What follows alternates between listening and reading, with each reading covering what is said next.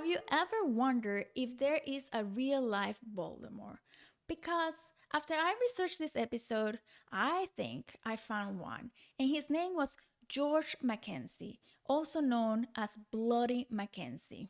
And just like Baltimore, he loved terrorizing, killing, and it was feared by everyone. And in fact, it said that Mackenzie still hunts the living even after he died. And if you stay until the end, I will show you the picture that kind of made me think that George Bloody Mackenzie was the original Baltimore.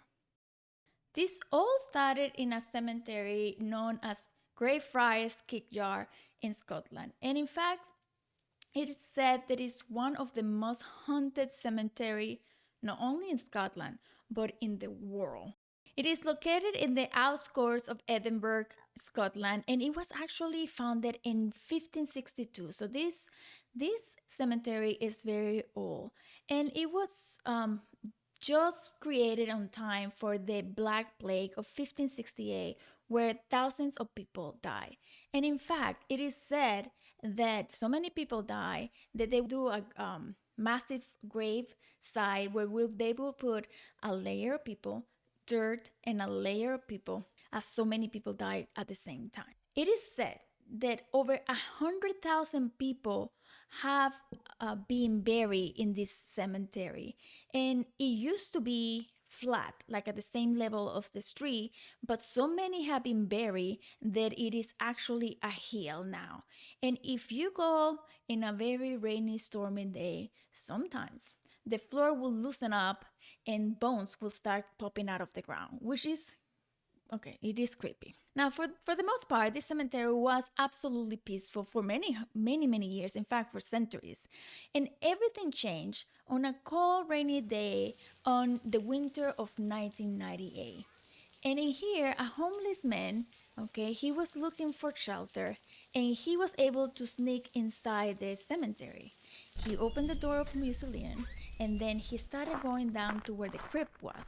However, the floor gave away, and he stumbled and fell all the way down until he met the caskets of the mausoleum and other bones that were just loose around that some people believe belong to the bodies of the people who died from the plague, the Black Plague back in the 1500s. Now, as anyone would have done, this homeless man stood up and started running outside, screaming, scared out of his life. And he was covered in mud, so he looked like one of the zombies from The Walking Dead. And a man was outside, and he saw him coming in the middle of the night in a rainy day while he was walking his dog, and both of them started screaming. And of course, the news spread all around Edinburgh. But after he disturbed the Black Mausoleum, strange things started to happen, and evil things started to happen. Many people started to have bruises and scratches anytime they were around the Black Mausoleum. Not only did they have bruises and scratches, some people will collapse. And in fact, they found a lady right on the floor after she collapsed, and when she started to wake up, she had these bruises all around her neck as if someone tried to strangle her. So they decided that they needed to do something. So what could they do? They'd call a minister, and his name was Colin Grant. And on a late night on November 1999, he gathered his thing. He gathered his candles and his Bible, and he went to the cemetery. And a reporter, her name was Angela Hamilton, went along with him. Because at this time, everybody was scared about what was happening at this cemetery. So she went along to document, and the point for him to go is to perform an exorcism. Now, this is not like the movie Exorcism. This is no people throwing up and screaming. In fact, what he did is he grabbed a bunch of candles and made a circle. And in the middle of the circle, he put a couple of crosses, and he had his Bible. Now, he struggled lighting up the candles because it was very windy. However, once they were on, It was like a special force kept them on. They didn't turn off with the wind. And he started doing his enchantments and reciting the Bible as he performed this exorcism. However, you can tell he was actually getting tired physically and mentally until one point he said, I cannot do this anymore. He even said, "Hey, this is taking a lot of me. I cannot do this anymore. This is going to kill me." So he stopped.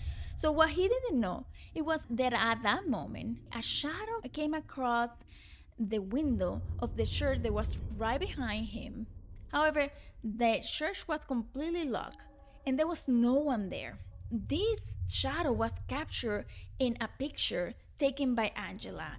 He went home and he said that he was able to liberate about 200 spirits who were very tormented. And he knew he needed to come back because there are bigger and stranger forces that he needed to tackle. So he needed to come back to take care of those bigger and stranger forces. And Christmas passed and the new year came, and Colin Grant never had the chance to do so because he collapsed and died on January 21st, 2000. Family and friends said they Colin believed that a dark entity had attached to him after that exorcism and followed him home.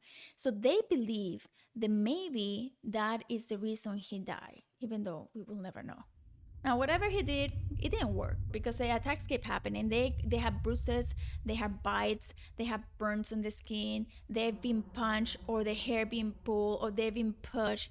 They have a sense of dread when they're around, or they feel sick. But a lot of people collapse. Like it said that more than 300 people have actually collapsed, not in the sense of, oh my God, I feel like I'm going to faint and then pass out, but in the sense of you are fine 1 second and then next you are on the floor. So they decided they needed to do something, okay, because this was crazy. They couldn't continue doing the same. So they decided they're going to lock the door of the Black Mausoleum, or the Mackenzie Mausoleum. They closed the doors to the public so the public couldn't go there, unless, of course, you want to take the City of the Dead tour, and you will have to sign like a little waiver saying, hey, if something happened to you, they are not responsible, but you can go in. From that point on, this entity has been known as the Mackenzie Poltergeist. Now, who is Bloody Mackenzie? It is all started back in the 1600s. He was a Scottish lawyer who was brutal to the Covenanters, and his name was George Mackenzie. So you see, back in the 1600s, the Covenants didn't agree with the changes King Charles I wanted to do to the church or to the kirk. So they started a rebellion, and it didn't last long. Okay, it didn't last long at all because in the first battle, the Battle of Bothwell Bridge, many Covenants were killed, and the ones that weren't, they were all captured and taken to a prison. And this prison was next to the Greyfriars Kirkyard by then. But it wasn't really a prison, it was just like an open land. They had walls, but it didn't have any ceiling or any roof. And about 1,200 prisoners were put in there. They were exposed to the elements. It was cold. If it rained, you were cold and wet. They were starved, they were tortured, and they were killed. And whoever died, they will be buried right there at the Greyfriars Kirkyard.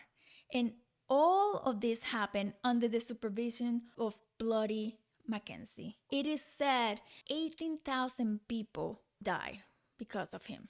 Now, Mackenzie, he continued his life as if nothing happened until he died of old age in 1691. And he was buried in a mausoleum very close to where the Covenant prison is. So if you see right here, this little dome is George Mackenzie Mausoleum. And if you walk just a few feet, right here is the entrance to the Covenanters prison.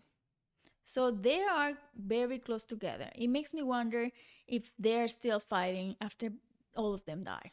Now, the Covenanters prison is also locked because people were being attacked right there too. They were having bruises, bites, crashes, and people were blacking out. So they locked the doors to the public too, unless you want to take the tour and just risk your life. It's up to you.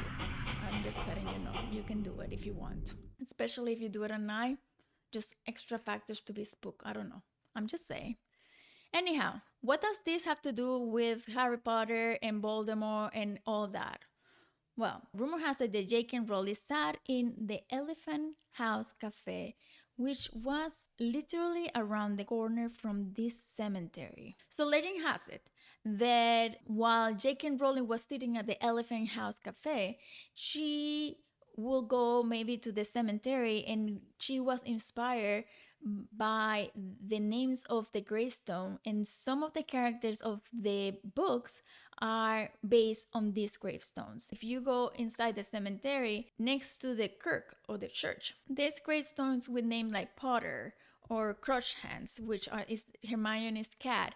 If you go all the way to the back, there's more gravestones like Sirius Black, McGonagall, Professor Moody, Black, and of course, the most sinister of all, he who must not be named, Tom Riddle. So why does this have to do with Mackenzie? Well, I'm gonna show you a picture, okay? And I'm warning you, this is a real life human remains. But when I saw this picture, it was almost as if I was looking at Voldemort. And the human remains belong to George Bloody Mackenzie. And here they are. To me, they look exactly like the same person, just like Voldemort looked after he came back to life. So I was like, oh my God, are they the same? Is George Bloody Mackenzie the real life Voldemort? Because it is said, okay, there's a theory around there that sometimes when people go to Greyfriars Kirkyard, the spirits will come and talk to you and inspire you. So their stories are continue afterlife. So if George Bloody Mackenzie, okay, inspired J.K. Rowling to write about him, he really lost because at the end, Harry Potter defeated him. So hopefully that will happen in real life and all the attacks will stop.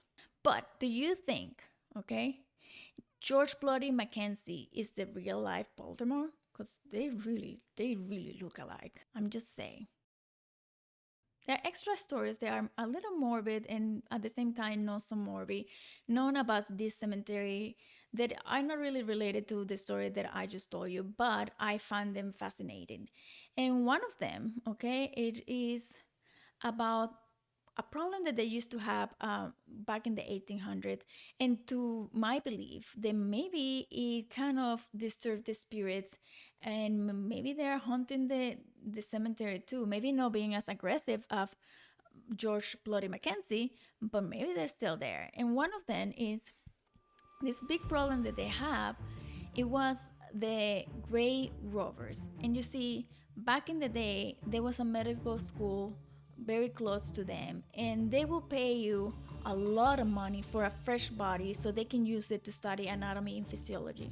So what people will do is that they will wait until they bury you, and they will sneak an eye and steal your body and sell it to the university. However, okay, there's a little story that one time they took an old lady, a rich lady, out of her grave, and they were removing all her jewelry because the school medicine, they didn't need the jewelry. That was an extra plus that they could keep the jewelry for themselves. And as they were doing so, this old lady woke up because she never actually died. She was probably like in a coma. So they screamed and she screamed and everybody screamed, and thankfully they ran away and she was able to continue with her life until, I don't know, because she was very old. Anyhow, the way that they stop people from robbing the bodies, they put what they call more safe, which basically they will put like little gates on top of the graves, so your body will have enough time to decompose before they took the gates out. So by the time you were decomposed, they couldn't use the body anymore. And there's also the story of a friendly ghost, and this ghost is actually a dog, and he is known as the Greyfriars Bobby, and he was a little cute terrier that belonged to John Grey. And the story goes that the little dog and John, they used to go everywhere together. And he was a night watcher. And then he died of tuberculosis in 1858. But Bobby wouldn't let go. So he will sit next to his master grave for 14 years until he died on January 14, 1872. And everybody heard the story and they loved the story, and they knew about the dog. And in fact, there's several memorials in there, like the Greyfriars Bobby Fountain, the bar, and the headstone with a newer statue that they just created right there. But anyhow, it is said that he's also haunting this cemetery and that they have heard disembodied barks and they have seen a little ghost doggy walking all around the cemetery, which is actually pretty cute. If you go to the City of the Dead tour in Instagram, you can see pictures relatively new of the injuries. In general, there's a lot of people showing their injuries, like the scratches right here and bruises and more bruises here in the leg, which is amazing, plus the other ones that I found too. Oh look, oh, I haven't seen this one. Look at this one. This is supposed to be a bite mark. Oh my god, that is so crazy. That totally, you can totally see the teeth. Oh my god, that is crazy. I haven't seen this one. I saw the bruises and the scratches. That one is crazy to me.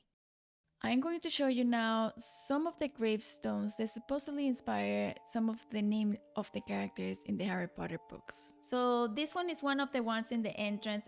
Is for the cat, and then you have the Potter's grave, and then you have Scrimgeour's grave, and then you have Cornelius as Cornelius Fudge, or McGonagall like Professor McGonagall, or Moody as Professor Moody. The Black family, there's actually a couple of Black family ones in here. One of them, the plate was stolen or broke, and it said that he used to say Sirius Black. And of course, the one from Voldemort, which actually says Tomo Riddle, and it's very similar to Tom Riddle. Thank you so much for being my plus one. I really hope you like this story. And if you have a story that you would like to share of something spooky that happened to you or a place that you'd like to cover, please let me know. Send your stories at IvonnePlusOne@gmail.com and let me know what you think. Let me know what you think. Don't forget to follow, like, subscribe, and see whatever video you think you might like. Thank you so much, and I hope you enjoy it, and we'll see you next time. This shadow was captured by the picture of the Angela. Like I say, I don't know how to speak English. Let me say that again.